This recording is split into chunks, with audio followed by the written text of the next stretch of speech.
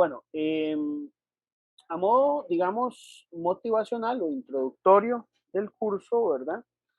Quisiera, quisiera lanzar una pregunta. A ver, quiero que los tres me la respondan.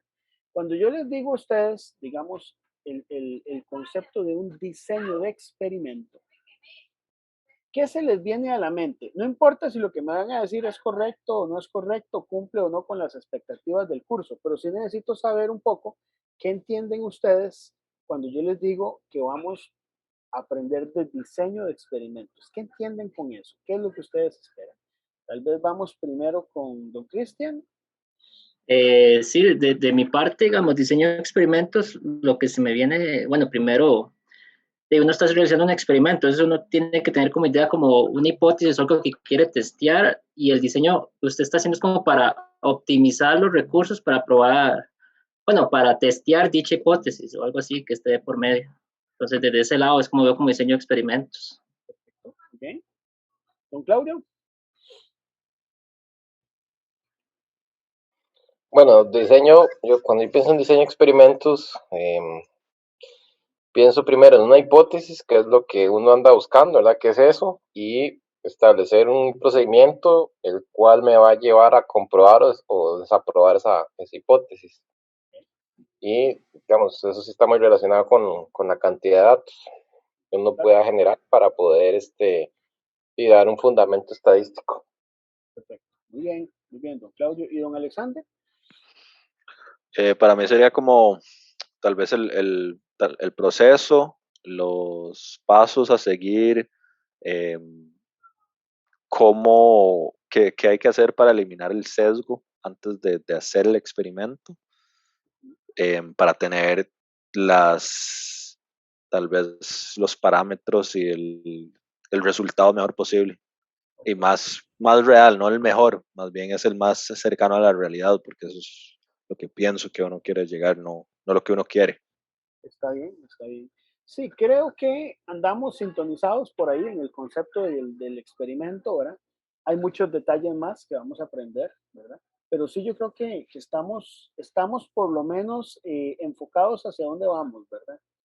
En semestres pasados muchos no sabían, ¿verdad? Pensaban que diseño era construir máquinas que midieran, no necesariamente, no, eso no es, ¿verdad? Esto es básicamente un curso de análisis de datos. Entonces, creo que estamos bien. Entonces, vamos a ver esta presentación, señores, que les preparé. Ustedes me comentan si la logran ver. Sí la vemos. Perfecto. No, sí Muchas gracias. Entonces, vamos a arrancar. Esto básicamente es una motivación del capítulo 1 del libro de texto. Entonces, digamos, esto ustedes lo pueden leer del capítulo 1. De hecho, yo les voy a pedir que en esta semana traten de leer el capítulo 1 del libro de texto. Es un capítulo muy agradable de leer. Yo siento que es fácil de leer y es bueno para que ustedes tengan una base en lo que vamos a ir viendo en el curso. Entonces, aquí lo que hago es como un resumen de algunos de los aspectos más importantes de este capítulo. Pueden interrumpir en el momento que ustedes lo deseen. Como no los veo, es un poco más difícil tener interacción, así que cualquier interrupción, nada más abren el micrófono ahí y pueden hablar, no hay ningún problema. ¿Está bien? Entonces, bueno, vamos a empezar hablando del concepto de un experimento. Experimento es una palabra que implica muchas cosas, ¿verdad? Pero en general podemos decir que es una prueba que genera un resultado y que ese resultado usualmente es un resultado numérico. Puede ser un resultado binario, positivo o negativo, pero también puede ser un resultado numérico como podría ser una medición. Y cuando hablo de medición o medida, piensen en algo muy general, ¿verdad? No solamente mediciones físicas, pueden ser muchos otros parámetros que no necesariamente son físicos, ¿verdad? Entonces, en general, en un experimento uno tiene una serie de variables de entrada. Esas variables de entrada podría ser que uno pueda controlarlas o modificarlas y alimentan al experimento. Es decir, yo controlo, piensen como un sistema donde yo puedo controlar esas variables, eh, aplico el experimento y el resultado del experimento va a ser una respuesta de salida. Evidentemente, la respuesta de salida va a depender de las variables de entrada. ¿Qué es lo que nosotros buscamos a nivel de ingeniería con los experimentos en general? Pues producir o generar procesos que sean robustos. Es decir, que al final el resultado que yo tengo en la respuesta de salida pueda tener reproducibilidad. Si yo estoy, por ejemplo, produciendo algo, que en la producción siempre puedo obtener resultados iguales o lo más similares posibles en el producto final para poder cumplir con estándares de calidad. O que la medición que yo haga al final sea lo más real posible y no presente ningún tipo de sesgo. Entonces, la robustez va un poco por ese lado, ¿verdad? Podríamos decir entonces que un proceso robusto es aquel que se va a ver afectado en forma mínima por cualquier fuente de variabilidad externa. Es casi imposible que las fuentes de variabilidad externa no nos afecten, pero lo que vamos a hacer es procurar que la afectación de esa variabilidad externa sea lo menor posible, ¿verdad? Eso es básicamente lo que nosotros definimos como experimento y la importancia de que el experimento sea robusto. Ahora, quiero que veamos el siguiente ejemplo. En este ejemplo, eh, básicamente el ejemplo consiste en una comparación de dos procesos de templado de una aleación de aluminio. ¿Qué es la idea? La idea es que yo tengo dos aleaciones, dos procesos de templado para la misma aleación con el fin de aumentar la dureza y ver cuál de los dos procesos genera una mayor dureza. Una opción o un proceso va a ser el templado en aceite y otro proceso va a ser el templado en agua. Entonces, yo quisiera a través de un experimento ver si el templado en aceite o el templado en agua me genera una mayor dureza en esa aleación de aluminio. Entonces, yo procedo a hacer un experimento. Entonces, para este experimento hay que entender un poco también, obviamente, el proceso desde el punto de vista de la metalurgia, ¿verdad? Eh, ¿Cómo funciona? Pues uno para poder hacer un experimento necesita probetas. Hay que construir las probetas de aluminio, ¿verdad? Las probetas de aluminio en el proceso de producción posiblemente necesitan una hornada y algún proceso para poder cortarlas, producirlas, etcétera, ¿verdad? Entonces, pueden haber muchas variables que además del templado pudieran estar afectando. Entonces, la primera pregunta que nos vamos a hacer es, bueno, ¿realmente solo este templado, esos dos medios de templado, son los únicos medios que me interesan a mí? Bueno, responder a esa pregunta es una pregunta que va a depender de los recursos que yo tenga y del interés del tipo de experimento que yo quiera realizar. Entonces, es bueno que uno se pregunte eso. Luego, podríamos preguntarnos, aparte del templado, del tipo, digamos, de proceso de templado, ¿habrá alguna otra cosa que me afecte la dureza? Es decir, podríamos pensar que tal vez no es solamente el templado, sino el tipo de hornada, la forma en que yo produje la aleación, el corte que yo tenga en las probetas, etcétera. Entonces es bueno que uno se pregunte si habrán o no otros factores.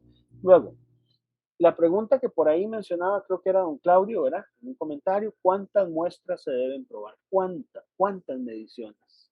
Es decir, si yo voy a hacer un experimento, es muy diferente hacer repeticiones a hacer réplicas. Las repeticiones son con la misma probeta realizar varias mediciones. Eso son repeticiones. Eso no es significativo dentro del diseño de experimentos.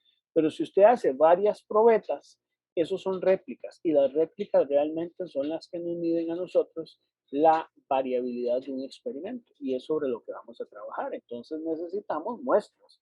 ¿Cuántas? Bueno, eso es una pregunta que no es tan fácil de responder porque va a depender del nivel de significancia que nosotros querramos obtener en la prueba. Parte de eso es lo que vamos a ir respondiendo a lo largo del curso.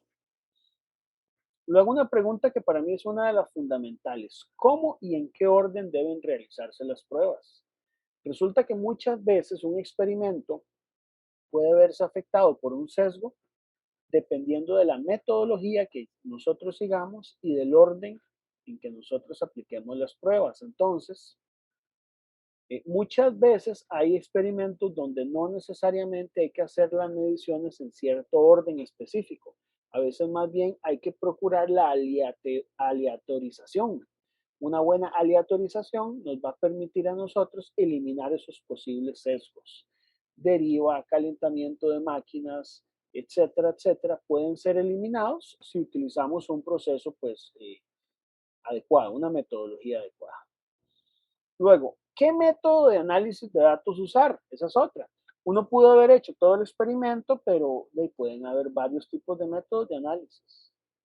Entonces, ¿cuál es la forma correcta de analizarlo? Por ejemplo, les comento, la mayoría de las técnicas que se emplean comercialmente y en la práctica son técnicas que son de estadística paramétrica, ¿verdad? Pero hay algunas técnicas que son de estadística no paramétrica, ¿verdad? Entonces, la estadística paramétrica parte del hecho de que se cumple el teorema del límite central, que los datos se comportan de manera normal, aleatoria, que podría uno pensar que en situaciones normales ocurre, pero no necesariamente es así. Hay experimentos con cantidades de datos reducidos donde los métodos que vamos a estar viendo aquí puede ser que sean insuficientes y haya que utilizar estadística no paramétrica, ¿verdad? Pero bueno, eso es parte de las preguntas que tenemos que hacernos. ¿Y qué diferencia entre las durezas se considera importante? Resulta que usted llega y toma una cierta cantidad de muestras, calcula los promedios y evalúa una diferencia. Pero a partir de cuándo usted puede considerar que esa diferencia es suficiente para pensar que realmente un templado genera una mayor dureza que el otro. Estas son preguntas que nosotros tenemos que hacernos. Y aquí la idea es que vamos a lo largo del curso a ir viendo cómo responder ese tipo de preguntas. La idea de la sesión de hoy es darles como, a ver, es como hacer un tráiler de la película, ¿verdad? Es como hablar un poco de lo que vamos a ir viendo a lo largo del curso y el tipo de preguntas y el tipo de aspectos que nos interesa a nosotros ir trabajando, ¿verdad? Muy bien. ¿Preguntas hasta aquí? No de mi parte. Está bien, ya saben, pueden interrumpir en cualquier momento, señores.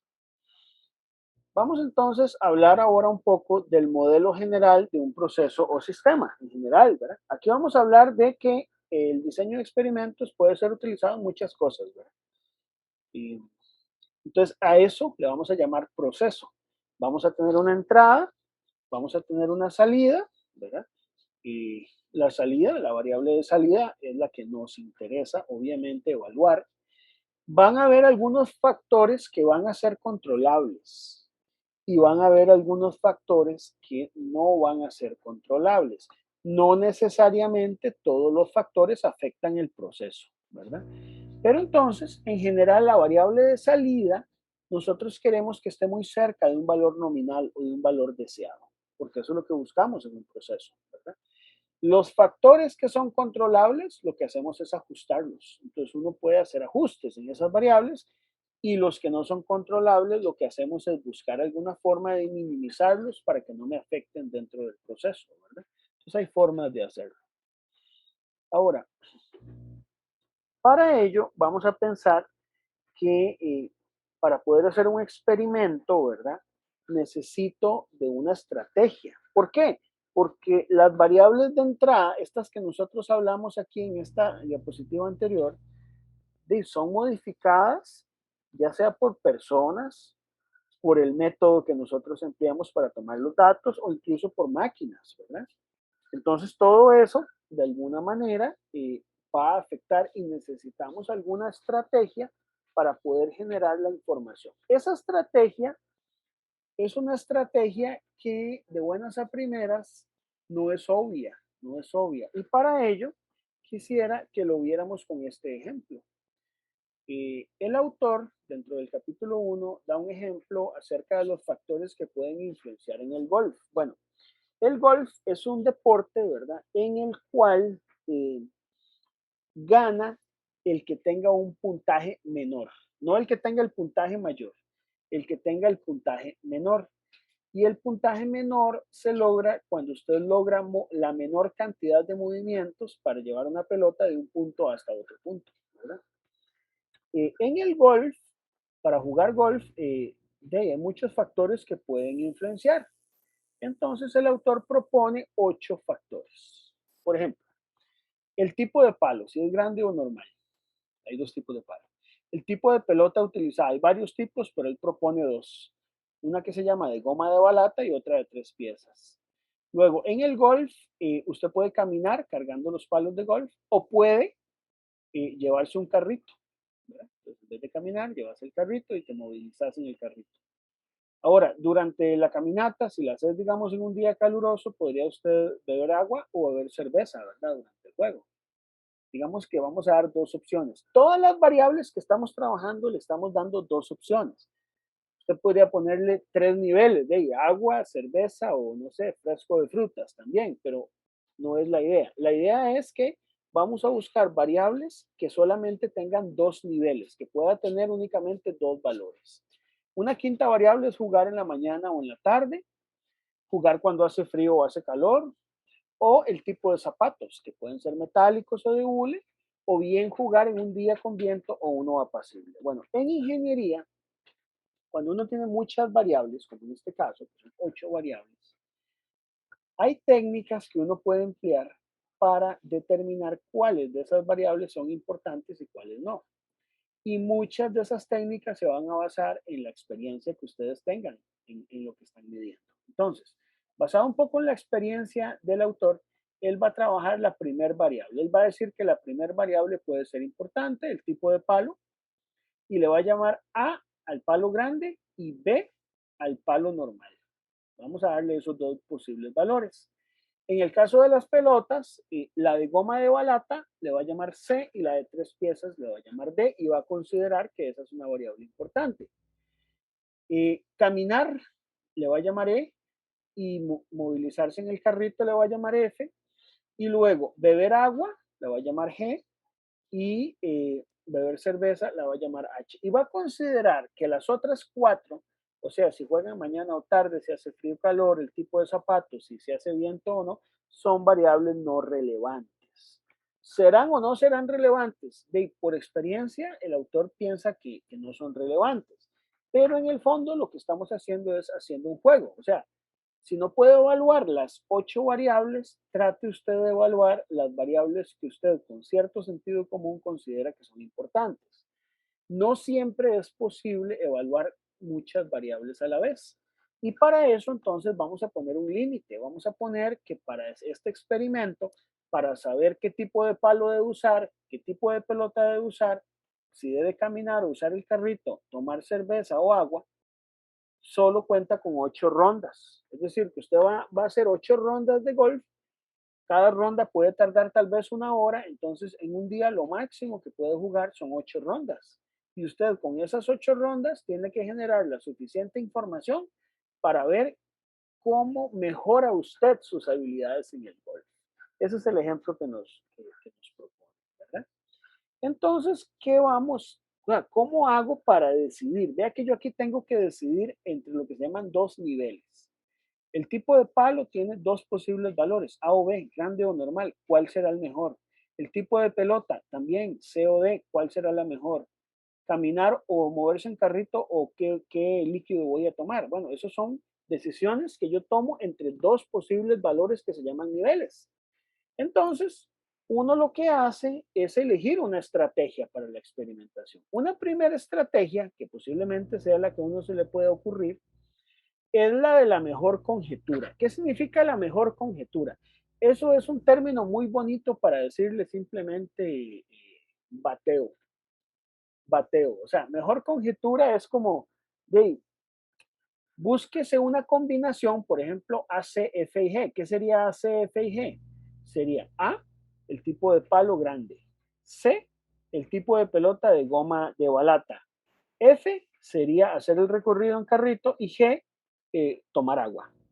Entonces, usted siente de su experiencia que esa podría generarle un buen resultado. Entonces, usted llega y aplica esa mejor conjetura de esas variables y suma la puntuación, hace el experimento y resulta que le da 87. 1 hora después, ya que hizo todo. Y podrías entonces decir, bueno, yo siento de esa primera experiencia que tal vez puedo cambiar el palo. Entonces yo lo había hecho con el palo grande que era A, ahora lo quiero hacer con el palo normal y usted podría volver a generar toda una, eh, digamos, una corrida completa y volver a medir tu puntuación y hacerlo así. El tema está en que cuántas combinaciones tiene que hacer usted. Vamos a ver. Si usted tiene estas 4 variables, vea que son 2 combinaciones para el palo. Eso multiplicado por 2 para la pelota, por 2 para el carrito de golf y por 2 si toma agua o cerveza. Es decir, sería un 2 a la 4. Tendría que hacer 16 pruebas para ver, por lo menos generar una posible combinación de cada una para ver cuál será la mejor combinación que genera la puntuación mínima. Y eso no se puede hacer, porque usted solamente puede hacer 8 pruebas, ¿verdad? Entonces, la estrategia de la mejor conjetura tiene un problema. ¿Qué problema? Que no te garantiza un éxito en la conjetura inicial. Usted arranca con un valor inicial, no sabemos si estuvo bien, usted puede ser que llegue a una mejor puntuación, pero no necesariamente está seguro. Y tampoco hay garantía de que usted ha encontrado la solución correcta. Sería un enfoque muy heurístico. Heurístico es así, de sentimiento, nada más. Entonces, la mejor conjetura definitivamente no va a ser la mejor estrategia, a pesar de que sea lo que uno de buenas a primeras se le puede ocurrir, ¿verdad? En ingeniería usamos el sentido común, ¿verdad? Una consulta, pero por ejemplo, en este caso no se llega a la solución correcta porque la cantidad de corridas disponibles es menor a la cantidad de combinaciones posibles, pero si fuera al revés, ahí sí hay garantía de que se cumple. Ahí sí, pero entonces tenés un problema. El problema que tenés es que no necesariamente estás haciendo un uso eficiente de recursos. ¿Me explico? O sea, claro, si yo llego y digo, no, voy a hacer 16 corridas, y eso para hacer una réplica, 16 corridas, sí, posiblemente sí llego a la solución correcta. Pero si yo solamente hago una conjetura, así una conjetura, hago una prueba, hago otra prueba, hago 5 pruebas y ya voy sintiendo cómo me va dando menor el valor, no tengo una estrategia para saber si realmente obtuve ese valor correcto o no. ¿Verdad? Si usted hubiera hecho todas las posibles combinaciones, sí, sí lo puede lograr.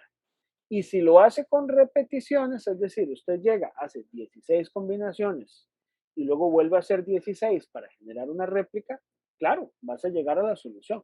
Llegas a la solución, tal vez yo no lo redacté ahí muy bien porque puse garantía, no hay garantía, no. Sí habría garantía si usted hace más mediciones, obviamente, si usted toma más datos, pero va a requerir más esfuerzo, entonces. No sé si me explico. Sí, todavía más cosas. Es como el camino más largo para llegar a la solución. Es el camino más largo para llegar a la solución. Y muchas veces usted no dispone de los recursos. El recurso es que usted solo puede hacer 8 corridas y tiene que tomar una decisión. Entonces tal vez este enfoque no es el mejor. Podría llegar a la solución, pero tal vez no es el mejor. Entonces tenemos que buscar otro. Entonces, un segundo enfoque que usted podría pensar es evaluar un factor a la vez. ¿Verdad? ¿Por qué? Porque en la mejor conjetura usted no tiene, digamos, a ver, no hay un orden de aplicación. Simplemente usted va cambiando las variables a como las va sintiendo hasta que usted dice, ah, no, ya logró obtener el valor menor. Y pudo haber hecho las 16 pruebas o pudo haber hecho menos y usted dice, no, yo creo que ya con esta combinación de variables las tengo todas, pero no has evaluado todas las posibles combinaciones. Entonces, el enfoque de un factor a la vez implica evaluar todas las combinaciones, todas. Es decir, no comerse ninguna. Entonces, por ejemplo, usted va a tener que generar datos con el palo grande y el palo normal, con los dos tipos de pelota, con la forma de desplazarse y tomando las dos bebidas. ¿Verdad? Entonces usted tiene que generar toda la información y con base en esa información usted ya puede tomar una decisión. Por ejemplo, si esas que estuvieran ahí fueran sus 8 corridas, ¿verdad? Ya uno puede tomar algo de información. El tema es que para este enfoque necesitamos una línea de base. Vamos a ver si me explico con esto. Como hay tantas posibles combinaciones, ¿verdad? Usted tiene que tomar una primera línea de base que espera que sea una combinación, pues más o menos adecuada. Vamos a tomar la línea de base como A, C, E, G, es decir, palo grande, goma de balata, caminamos y tomamos agua. Eso es lo que vamos a tomar. Y vamos a realizar las mediciones cambiando de alguna manera de esa línea base. Usted podría decir, bueno, voy a cambiar el palo y lo paso a normal y vas a ver que el resultado más bien se redujo. Si la puntuación se redujo es porque te sirve más el palo normal, aparentemente. La pelota parece que no afecta, ¿ve? Se mantiene igual la puntuación. Si se desplaza en carrito, parece que posiblemente tal vez mejora la puntuación, no sé, ¿verdad? Porque da menor. Siempre buscamos que da menor. Y en cuanto a la bebida, parece que usted juega mejor golf cuando toma agua que cuando está borracho, ¿verdad? Digámoslo así. Entonces ya tenés una primer conjetura. Entonces usted puede decir, mira, si hago el enfoque de uno a la vez, entonces tendría que utilizar el palo normal, desplazarme en carrito, tomar agua y la pelota realmente no importa. No importa porque no afecta el experimento. No sé si me explico, ¿verdad? Esta cuestión ya aquí es evaluando todo. En el de conjetura no es tan sistemático porque usted va bateando, va cambiando las variables a como usted lo siente. En cambio, aquí no. Aquí usted lo que va haciendo es que toma una línea de base y va empezando a probar cada una. Es un poquito más ordenado. Este enfoque parece muy lógico, pero tiene un problema. Que este problema, señores, nos va a gastar una clase entera del curso y es un problema conceptual ¿cómo es que se las trae? Que es que no considera las interacciones. ¿Qué es eso de que no considera las interacciones? Bueno, es que resulta que estas cuatro variables no necesariamente son independientes, no necesariamente. Puede ser que haya una correlación entre ellas. Entonces, vamos a ver. Veamos este ejemplo para ver si entendemos a qué me refiero con eso de las interacciones. Digamos que yo sospecho que el tipo de bebida y el palo interactúan. ¿Qué significa eso? Que si yo utilizo el palo grande, sí hay diferencia entre tomar agua o cerveza.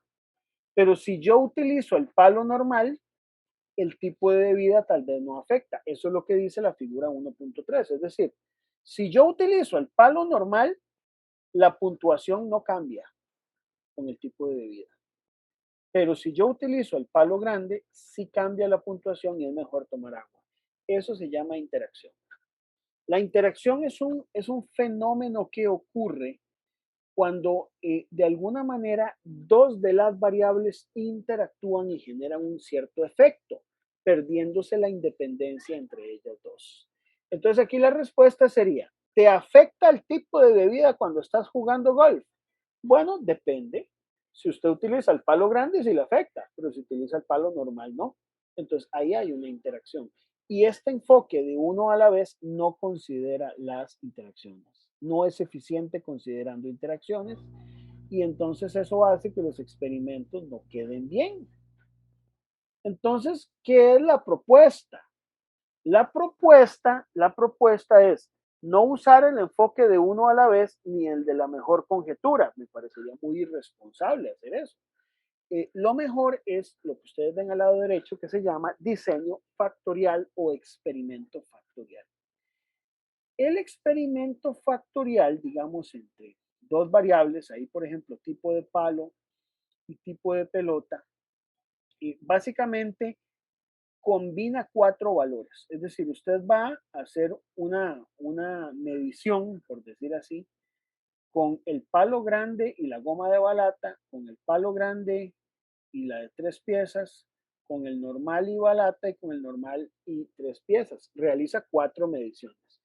Pero vamos a hacerlo de tal forma que las variables vayan variando en conjunto y no un factor a la vez. Es decir, vamos a hacerlas de tal manera que podamos definir una estrategia donde todas las variables las cambiemos de una manera que sea más conveniente. Bueno, ¿y cómo vamos a hacer eso? Eso es lo que se llama el diseño factorial, es el diseño más eficiente. Bueno, vamos a hacerlo así. Vamos a pensar en este diseño. Este diseño se llama el diseño factorial 2 a la 2. ¿Por qué 2 a la 2? Bueno, porque básicamente aquí lo que tenemos son dos variables.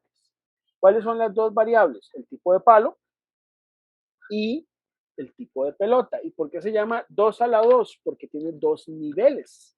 El tipo de palo tiene dos valores, A o B, grande o normal.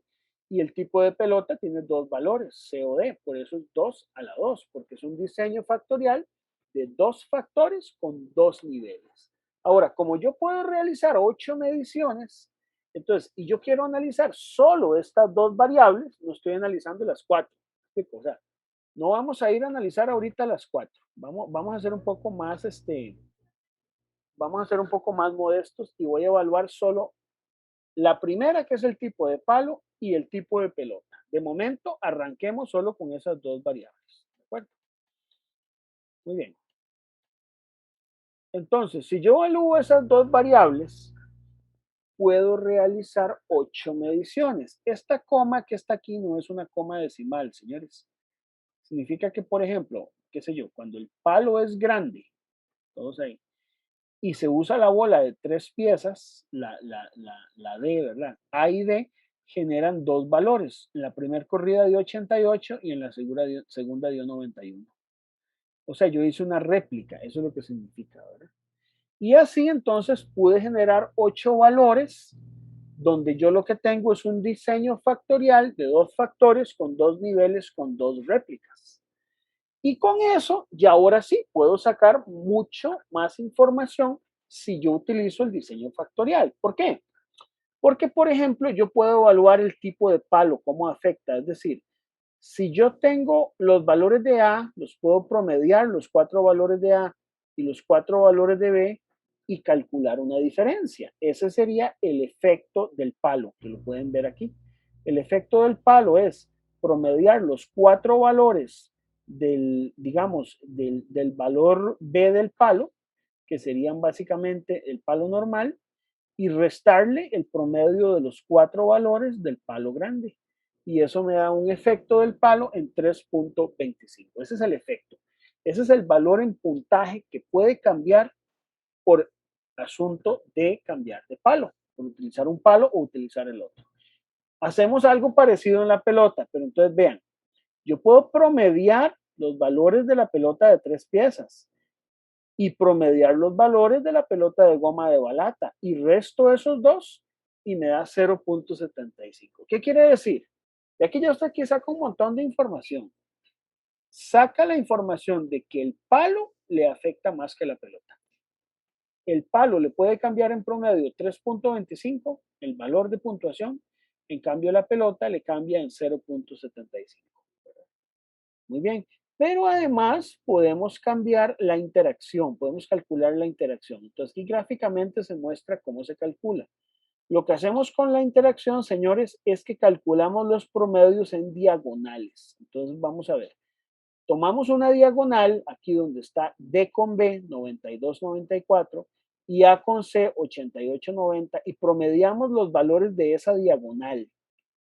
Y luego restamos los valores de la otra diagonal, la de B con C y la de A con D. Si usted resta esos valores, obtiene el efecto de la interacción. La interacción es muy pequeña. Entonces, ¿qué conclusión llegamos de esto? En que el efecto del palo afecta más que el de la pelota y que la interacción entre palo y pelota prácticamente es nula, no hay interacción. Y eso lo pudimos sacar, si ustedes se ponen a ver, porque hicimos un uso eficiente de las 8 corridas. Si no hacemos un uso eficiente de esas 8 corridas, vamos a tener problemas en sacar esta cantidad de información. Diseño de experimentos, ¿a qué nos lleva? A hacer un uso eficiente de la información. No sé cómo estamos con esto, señores.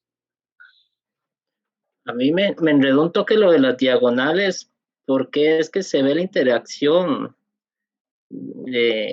entre factores. Ok, muy bien. Vamos a retomar eso de las diagonales por ahí, ¿verdad?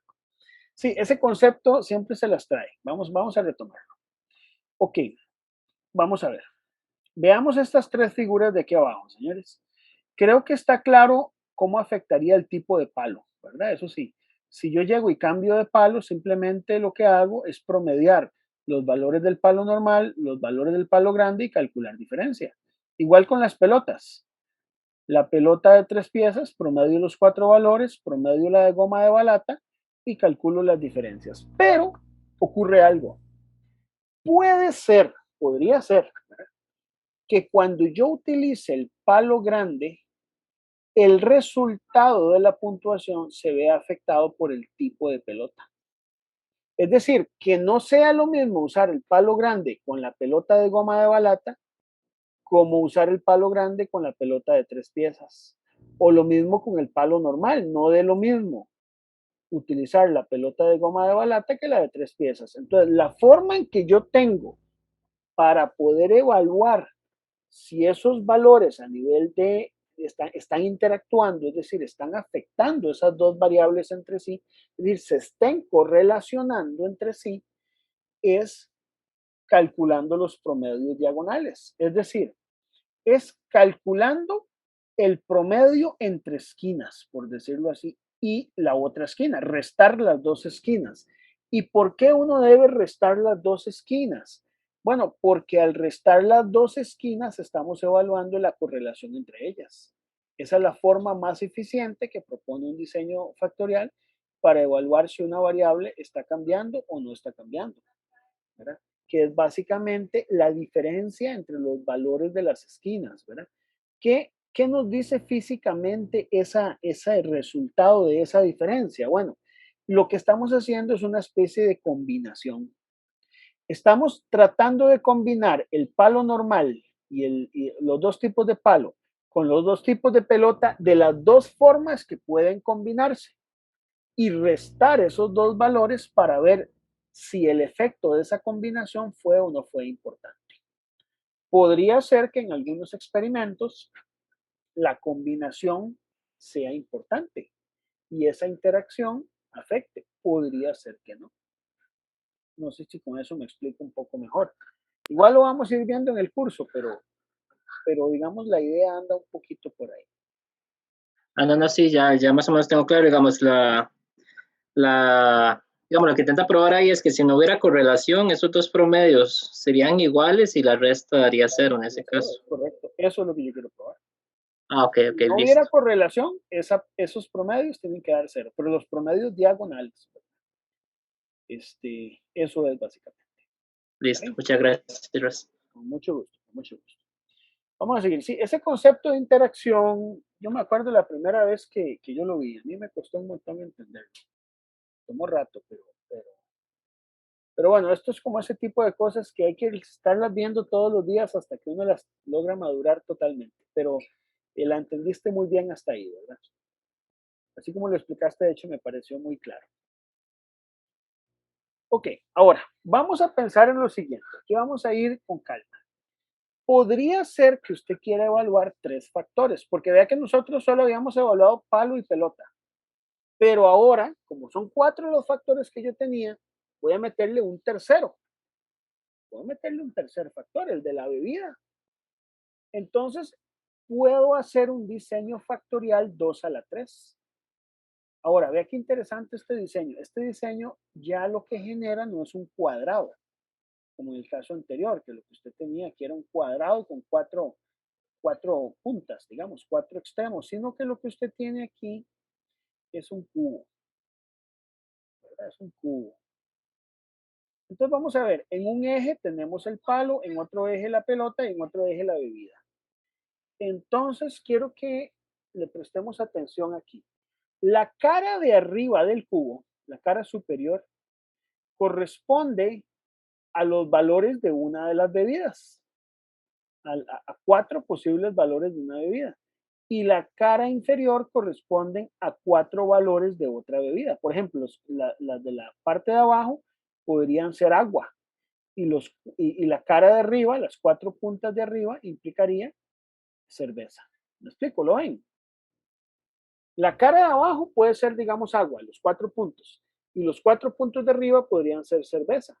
Ahora, por ejemplo, las caras laterales, hay 4 caras más en el cubo, donde 2 de las caras se refieren a los 2 tipos de palo y las otras 2 caras se refieren a los 2 tipos de pelota. Es decir, cada esquina de las 8 esquinas que están ahí del cubo representa una posible combinación entre bebida, pelota y palo. Y la idea, como usted solo puede hacer 8 corridas, ya no puede hacer 2 réplicas, porque no le alcanzan las corridas. Entonces solo va a hacer una réplica para cada una de esas combinaciones.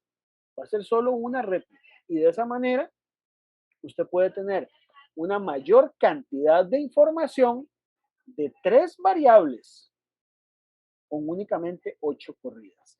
Diseño de experimentos lo que nos enseña a nosotros es, con pocos datos, tratar de sacar la mayor cantidad de información. Entonces, eso es lo que vamos a experimentar. Entonces, vamos a hacer el experimento y uno podría ahí ya con eso tomar una decisión. Por ejemplo, en el caso anterior, el que habíamos hecho con 2 niveles, 2 factores, ya usted puede ir viendo, por ejemplo, algunas conclusiones, ¿verdad?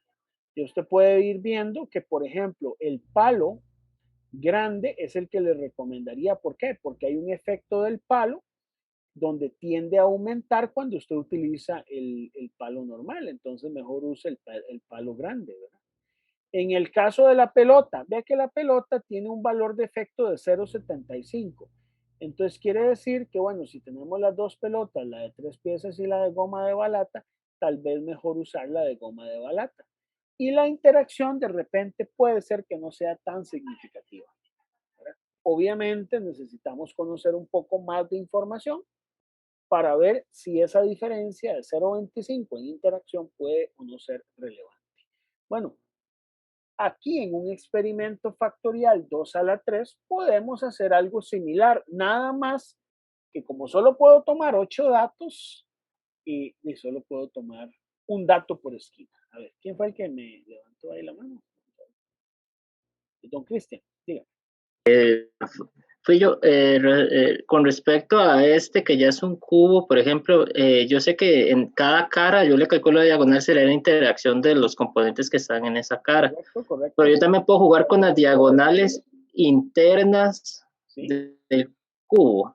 Sí, claro, porque es que ahora usted tiene interacción entre las 3 variables. Me explico, ya no son solo palo y pelota, sino tenés palo bebida y bebida pelota. Entonces puedes hacer interacción entre todas las caras e incluso entre diagonales. Depende de lo que usted quiera ver, lo que usted quiera analizar. Ah, ¿Está bien? ok, perfecto. Sí, exacto. O sea, ya vamos viendo que entonces, bueno, el cubo nos da un poco más de información, aunque geométricamente se pueda complicar. Lo único problemático aquí es que, claro, aumentamos las variables y como solo puedo realizar 8 corridas, no puedo hacer réplicas. Pero bueno, no importa, saco un poco más de información. Ahora, supongamos que yo quiera meter una cuarta variable, que yo quiera ser muy pedante y digo yo no, voy a... Pero eso sí, solo con 8 datos, nada más. Yo no puedo generar más de 8.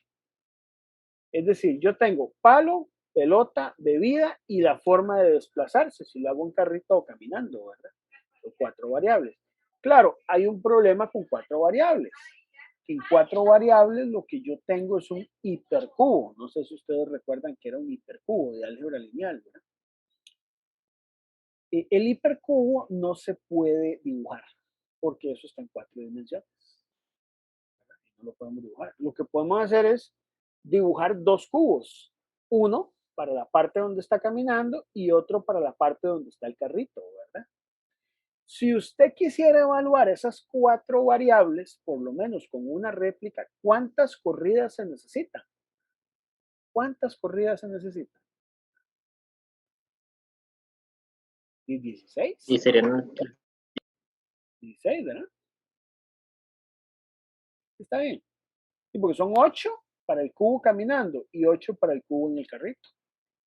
Pero ya este sería el caso como que hubiéramos quedado como el análisis de un solo factor, porque ya está dando igual las 16 corridas que teníamos como. Sí, digamos, eso es si tuviéramos que analizar esos 4 factores a través de un método factorial donde usted puede sacar todas las interacciones y todo, necesita 16 corridas. 16 corridas es lo que usted necesita para poder generar un dato, por lo menos para todas las posibles combinaciones, ya que el método factorial lo que busca es generar un dato para todas las combinaciones, tener un dato para bebida, palo, pelota, carrito, o sea, hacer todas las posibles combinaciones para que usted eventualmente pueda evaluar las interacciones. Bueno, hubo un señor, un famoso japonés, se llamó Genichi Taguchi, en los años 70, que se compró una bronca bien controversial. Él decía que hay experimentos donde aún con 4 variables usted no puede hacer esas 16 corridas, no tiene cómo hacerla. Usted solamente puede realizar 8 corridas. Entonces lo que él decía es, bueno, ¿habrá alguna forma de evaluar esas 4 variables aún cuando yo tenga solo 8 posibles corridas? ¿Verdad? Parece como muy ambicioso que usted quiere evaluar tantas variables con tan poca información. Bueno, él propuso un experimento que se llama el experimento factorial fraccionario, ¿verdad? Entonces vamos a hablar un poco de eso. Entonces, ¿en qué consiste eso del experimento factorial fraccionario? Bueno, primero veamos lo siguiente. Uno puede ir aumentando los factores. Ahorita, digamos, lo que tenemos son 2 niveles, pero aquí hay 4 factores. 4 factores en 2 niveles, ¿verdad? Entonces, si usted tuviera K factores, es decir, ya piense que pueden haber 5, 6, 7 y 8, se requieren 2 a la K corridas para una sola réplica. Es decir, por ejemplo, veamos este anterior. Si este es un experimento 2 a la 4, porque son 4 factores en 2 niveles, 2 a la 4 da 16. Necesitas 16 corridas para completar una réplica. Este es un 2 a la 3, 2 a la 3 es 8. Necesita 8 corridas. Y el anterior que habíamos visto, como era 2 a la 2, usted podía generar 2 a la 2, 4 corridas y como tenías 8 podía hacer réplica. Entonces, 2 factores son 4, 3 factores son 8 corridas y 4 factores son 16. Entonces, si tienes K factores, necesita 2 a la K corridas para hacer una sola réplica. Ese es el primer concepto. ¿Sí? Entre más factores usted tenga, más es el número mínimo de corridas que usted tiene que hacer para poder abarcar todos los factores. Por ejemplo, un experimento de 10 factores, que sería súper ambicioso, en 2 niveles necesita 2 a la 10, que es 1024 corridas. O sea, puede ser un número absolutamente escandaloso, señores, hacer 1024 corridas. Bueno, usted tendría que ver si tiene los recursos entonces para evaluar esos 10 factores. Resulta que este señor propuso un experimento que se llama factorial Genichi Taguchi. Y el experimento factorial fraccionado que él propone es un experimento de fracción 1/2, que es el más típico. Que es, bueno, si no te alcanza en 4 factores para hacer 16 corridas, haga 4, pero va a hacer las 4 corridas solamente en los puntos que están indicados con círculos, señores, ¿lo ven? Hay unos puntitos indicados ahí con círculos. Solo vas a hacer esas corridas en ese orden para que puedas sacar un poco más de información. Y eso hace que no necesites de los 16 datos, sino únicamente de 8 corridas. ¿Eso es conveniente? No, no es lo conveniente, pero es que a veces durante la etapa de diseño de experimentos no es lo que uno quiera hacer, es lo que los recursos le vayan a dar. Y si usted nada más tiene la capacidad de poder generar 8 datos, la forma más eficiente de poder sacar una información de esas 4 variables es a través de lo que se llama un diseño fraccionado. ¿Verdad? Entonces, en los años 70 él propuso mucho diseño fraccionado. Obviamente, esto es ingeniería, no es estadística. La gente de estadística está en total desacuerdo con esto, ¿verdad? Si usted habla con alguien de estadística, va a decir que no, que usted tiene que hacer muchas mediciones, ver si se cumple el teorema del límite central, evaluar no solo las esquinas, sino evaluar esas esquinas varias veces. Y él llega y propone esto. Bueno, esto es lo que vamos a estar haciendo, ¿verdad? Muchas veces, y es poder con esas 8 corridas evaluar esas 4 variables y así poder tener de alguna manera y poder tomar alguna decisión al respecto, ¿verdad? Entonces, bueno, en el curso vamos a ver un poco esa parte de lo que es experimentos fraccionados. No sé si hay una pregunta hasta aquí. ¿Esas esquinas que se escogen es por alguna razón particular o pueden ser también las otras? No, O necesariamente. son esas porque tienen que estar opuestas en los dos cubos. ¿Me explico? O sea, tienen que ser las que no escogiste en un cubo, escogerlas en el otro, para que puedas tener toda la posible combinación en el hipercubo.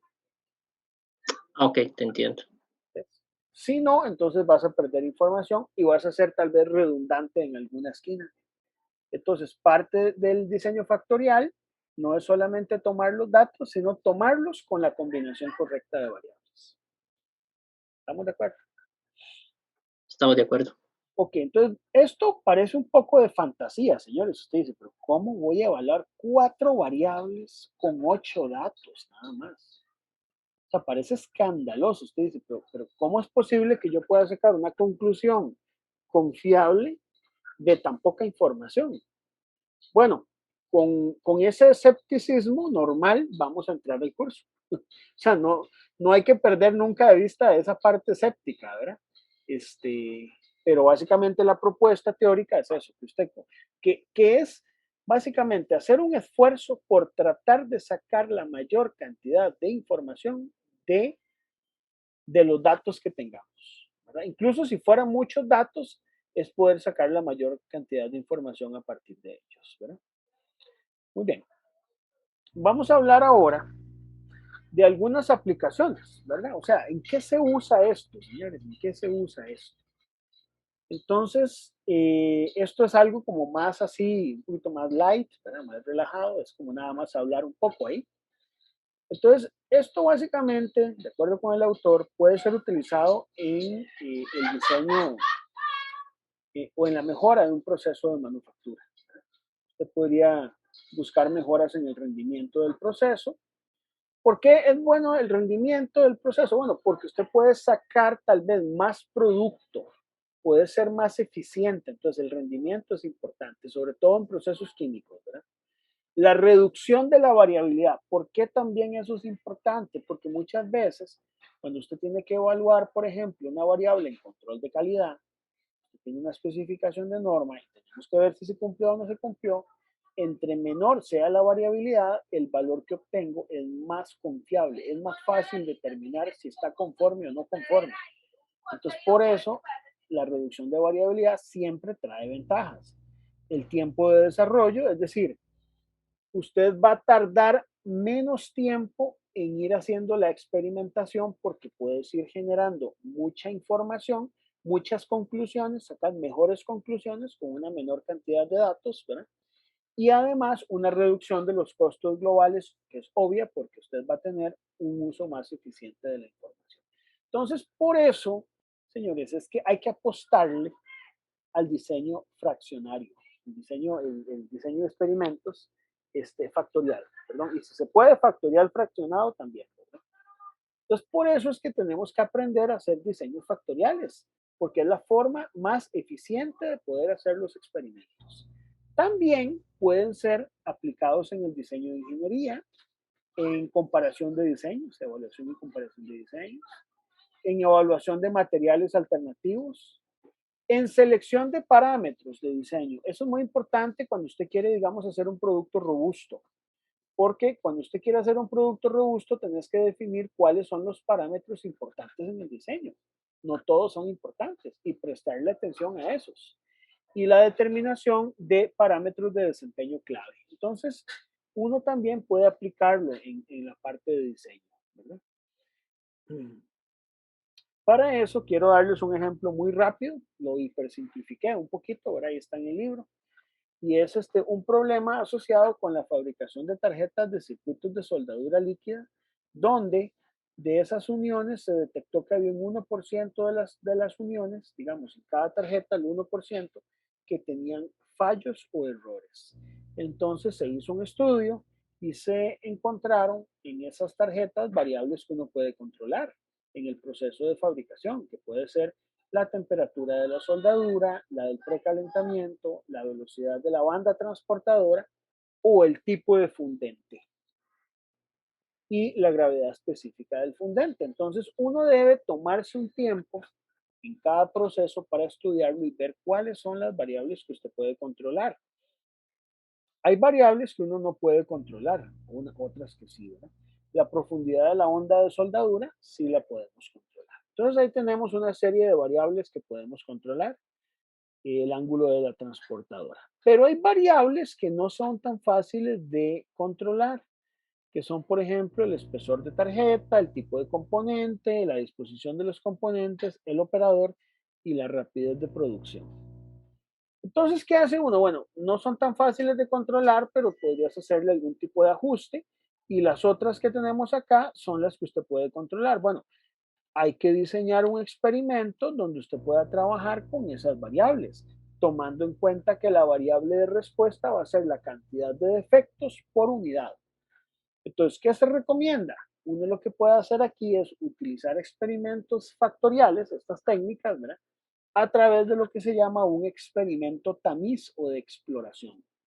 Es decir, si usted quiere resolver un problema con tantas variables, vea la cantidad de variables que son. Aquí son 5 que no son fáciles de controlar. Y aquí son 7 que usted puede controlar. Es demasiado, ¿verdad? Y estamos hablando de que son un montón de variables, son 12 variables, ¿verdad? Aún con un experimento fraccionario, que sería 2 a la 12 entre 2, es un montón de variables que usted tendría que trabajar. Entonces aquí el uso eficiente de recursos es muy importante si usted quiere hacer un experimento tamiz. Estos experimentos puede uno hacerlos con algunas de estas variables que uno considere que sean más críticas. Si no puede meterlas todas, usted escoge 4, máximo 5, ¿verdad? O las que usted defina que sean críticas. Y a partir de ahí, usted ya puede evaluar efectos de esos factores e interacciones. Entonces, ese es un caso donde podría ser aplicado, ¿verdad? Luego, este es un experimento también donde vamos a usar estas técnicas de diseño de experimentos en un proceso, digamos, químico, en un proceso de rendimiento químico, donde sabemos que hay dos variables importantes. Es otro ejemplo. Uno es la temperatura de operación y el otro es el tiempo de reacción. Entonces hay una técnica que vamos a ir viendo que se llama metodología de superficies de respuesta. Esta metodología de superficies de respuesta fue desarrollada en el siglo XX, en los años 1930, a través de dos señores muy famosos en estadística que se llamaron Box y Wilson, ¿verdad? Y ellos lo que decían es lo siguiente: vamos a construir una gráfica de contorno.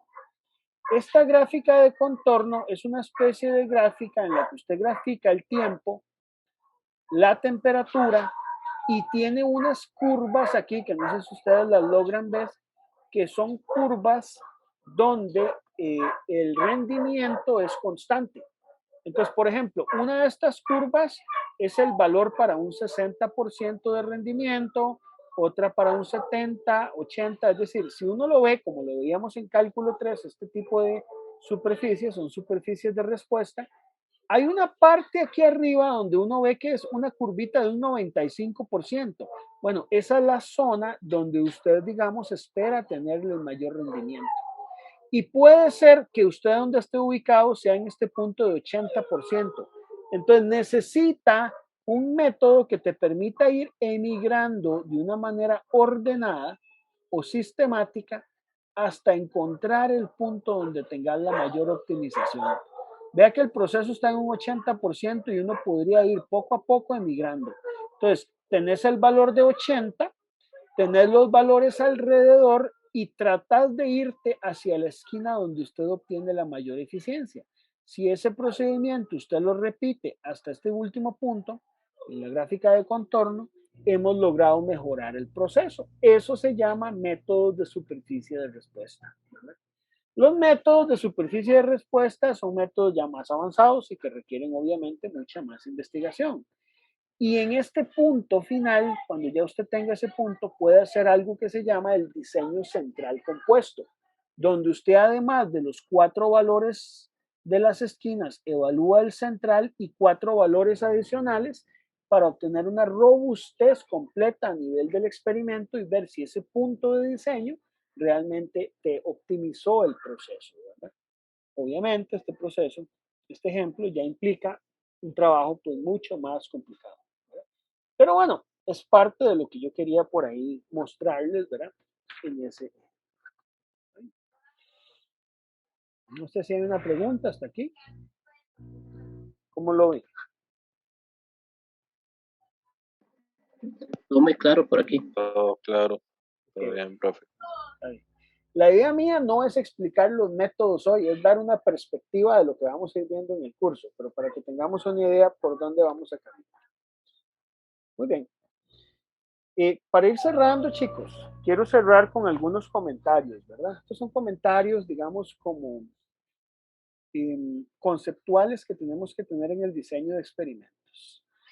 Y el primero, digamos, tiene que ver con que el diseño estadístico de experimentos es la mejor técnica que uno debe emplear, o la técnica que debe siempre emplearse si usted quiere llegar a conclusiones válidas y objetivas.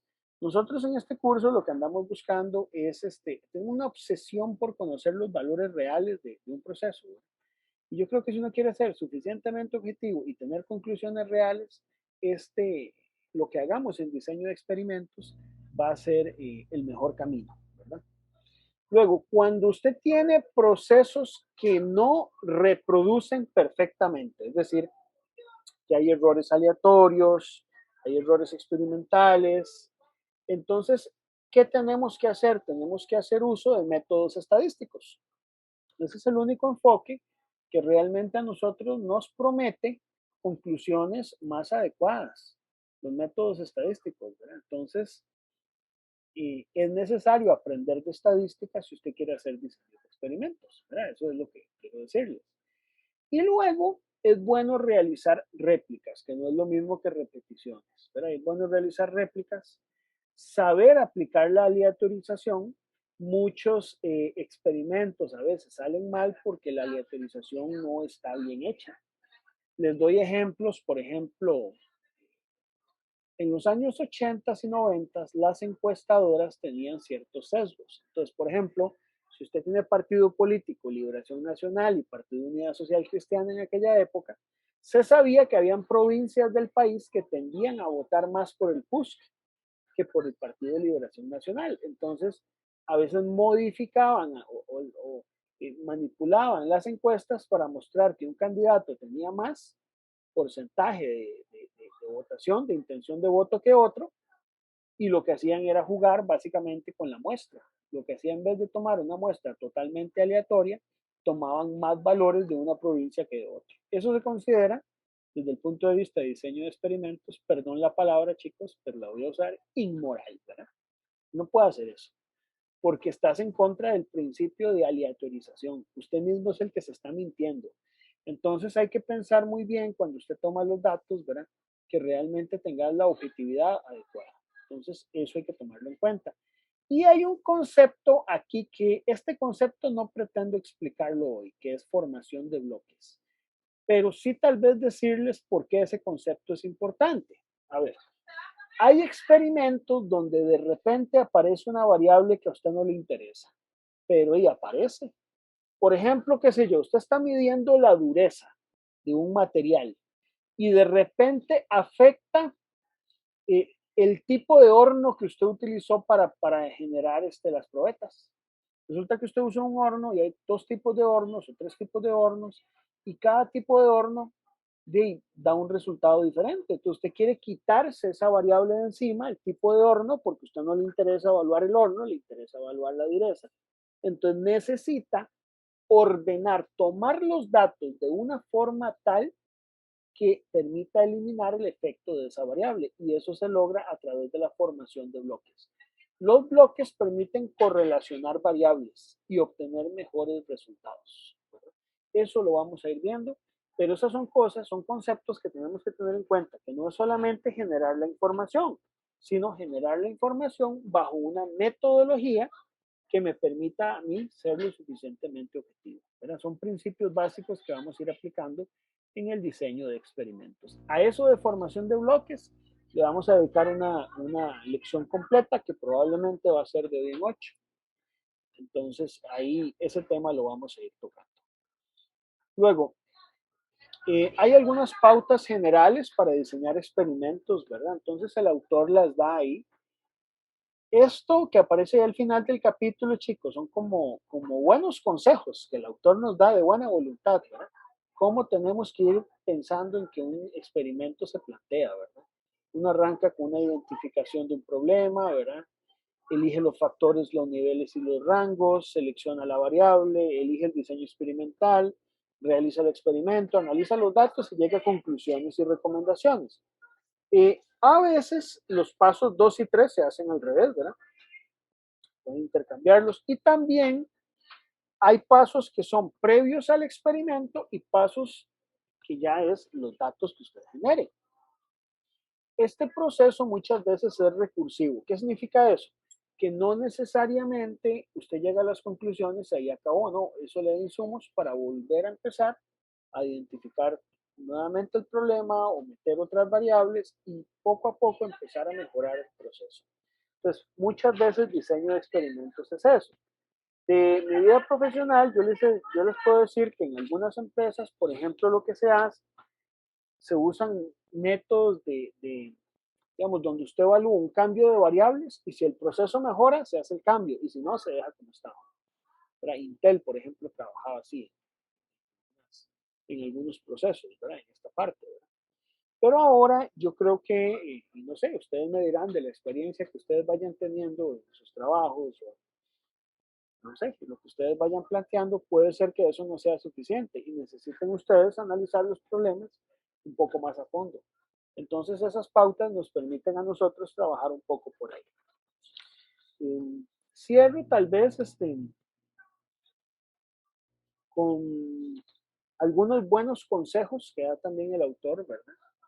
No todo es la estadística, hay que usar conocimientos que son fuera de la estadística, que ya es, digamos, conocer bien el proceso que usted está estudiando. Si usted sabe de estadística, pero no conoce bien el proceso, entonces vas a estar en desventaja, ¿verdad? Mantener el diseño y el análisis tan simple como sea posible, eso es fundamental. Yo no sé si alguna vez a ustedes se los han enseñado, pero hay varios principios que nosotros utilizamos en la física. Un principio de la física, que yo siento que es aplicado en la ingeniería, se llama la navaja de Ockham. La navaja de Ockham dice que si usted tiene dos formas de resolver un problema, y una es más complicada y otra es más fácil, probablemente la que es más fácil es la correcta. Entonces, si usted tiene dos posibles soluciones, una enredada y una sencilla, usualmente la sencilla es la correcta. La naturaleza y la forma en que uno hace el desarrollo de conocimiento se hace a través de teorías más sencillas, ¿verdad? Entonces, por eso, cuando usted llega y le cuentan un cuento así como muy rocambolesco, ¿verdad? No sé, hay un problema en la empresa y alguien se pone a inventar cosas muy rocambolescas, usted tiende a no creer. ¿Por qué? Porque casi siempre las cosas reales son más sencillas. Y eso hay que aplicarlo en el diseño de experimentos. No complique las cosas. Trate de hacerlo sencillo, pero lo suficiente para obtener información, porque si lo hipersimplifica tampoco está bien, ¿verdad? Entonces hay que tener cuidado.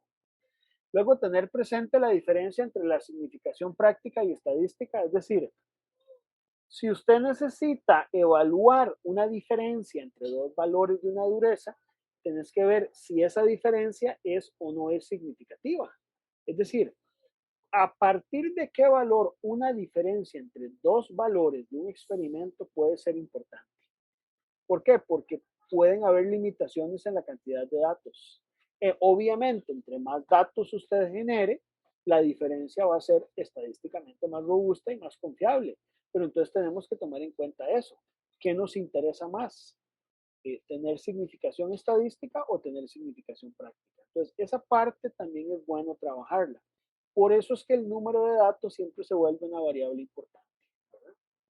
Y luego, este es un consejo medio atrevido, pero me gusta que lo ve Montgomery. Montgomery dice ahí que los experimentos son generalmente iterativos y que cuando usted va a hacer un desarrollo, no se gaste más del 25% de los recursos, ¿verdad? Dinero, tiempo, lo que fuera, en obtener, digamos, las conclusiones iniciales, porque puede ser que necesita reexperimentar y te vayas a gastar todos los recursos y no puedas llegar a buen puerto, ¿verdad? Entonces, por eso es que es importante hacer un uso eficiente de la información. En general, eso es diseño de experimentos, señores. Este curso de diseño de experimentos, o en general, el tema de diseño de experimentos, históricamente ha sido muy interesante porque esto no se consideraba como parte de la ingeniería antes. Es algo muy nuevo. Los diseños de experimentos, digamos, los primeros avances que se hicieron en diseños de experimentos fueron en Inglaterra, en una estación agrícola experimental a cargo de un señor llamado Ronald Fisher, que Ronald Fisher es del que se le atribuye la distribución F en el ANOVA, ¿verdad? En lo que es el análisis de varianza, porque fue el primero que habló del concepto de aleatorización, de réplicas, de bloques, de análisis de varianza, precisamente en una estación agrícola experimental allá por los años 20 y 30 en Inglaterra. Esa fue la primera etapa de los diseños de experimentos. Eso luego se extendió a nivel industrial en los años 30, ¿verdad? A partir de dos personajes muy famosos que fueron Box y Wilson, que desarrollaron sobre todo muchos aportes en estadística no paramétrica, pero creo que los aportes en este tema más importantes que hicieron ellos fue en lo que fue el método de superficies de respuesta, ¿verdad? También hubo por ahí un japonés muy famoso que fue William Shehart, que había creado las cartas de control y que fueron utilizadas por la empresa Bell Telephone, que era la que fabricaba cabinas telefónicas en el siglo XX, ¿verdad? Por ahí. Entonces se fue industrializando un poco más esto. La tercera etapa vino en los años 70 con Genichi Taguchi, que les dije, ¿verdad? Que fue este señor que propone los diseños fraccionados, ¿verdad? Que fueron súper polémicos, causó mucha controversia y todavía la hay, ¿verdad?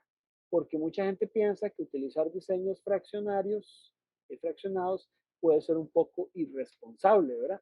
Pero él decía que cuando no hay alternativas, a veces es mejor hacer eso que no hacer nada, ¿verdad? Y cuando no puedes tener toda la información. Y yo diría que de los últimos tal vez 25 años para acá, y 20 años tal vez para acá, hay una cuarta etapa en lo de diseño de experimentos, que ya es la que nos permite a nosotros incorporar esto de diseño de experimentos a la parte académica, enseñarlo en cursos de posgrado, enseñarlo, por ejemplo, incluso en algunas carreras como ingeniería industrial se utiliza a nivel de pregrado, se utiliza a nivel de investigación, a nivel de proyectos en universidades, a nivel, digamos, más amplio incluso dentro de la industria. Es decir, hemos llegado a una madurez donde hemos entendido que el diseño de experimentos es importante y creo que estamos viviendo esa cuarta etapa en este momento de la historia, por lo menos desde la perspectiva de Montgomery y la mía, que yo de alguna manera coincido con muchas de las ideas de él, creo que este tema es importante, ¿verdad? Y yo creo que es importante aventurarse a entender un poco las ideas que hay detrás de esto, porque creo que podemos sacarle pues, bastante provecho.